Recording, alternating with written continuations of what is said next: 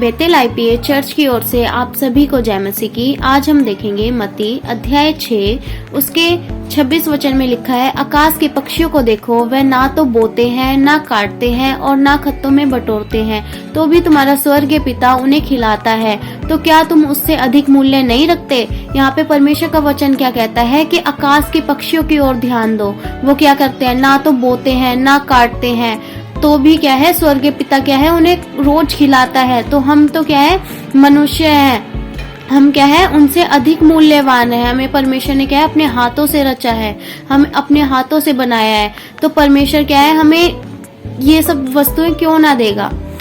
हमें क्यों ना देगा ये सब वस्तुएं? हमें किसी भी चीज की क्या है, चिंता नहीं करनी कि परमेश्वर हमारे पास ये नहीं है, हमारे पास खाने को नहीं है। परमेश्वर क्या है, जब उन पक्षियों का पेट भर सकता है तो क्या है, हमारा भी पेट भर सकता है। परमेश्वर का वचन 30 में लिखा है, इसीलिए जब परमेश्वर मैदान की घास को जो आज है और कल भाड़ में झोंकी जाएगी ऐसा वस्त्र पहनाता है, तो हे अल्पविश्वासियों, वह तुमको इससे बढ़कर क्यों ना पहनाएगा।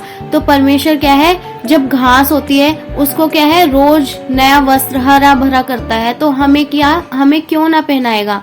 क्यों हमें किसी भी चीज की क्या है, हमें कोई घटी नहीं होगी। परमेश्वर क्या है, हमें क्या है, परमेश्वर ने अपने हाथों से बनाया है, तो हमें भी क्या है, परमेश्वर देखता है, हमारे लिए परमेश्वर जानता है, हमारे लिए भी सोचता है कि इसको किस चीज की कमी है।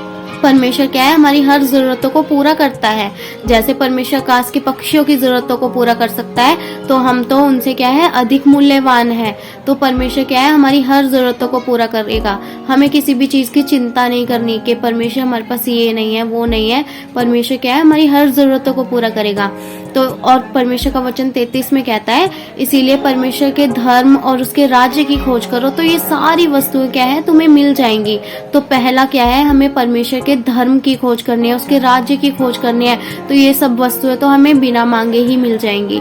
तो हमें क्या है, परमेश्वर इस वचन के द्वारा आप सभी को आशीष करे।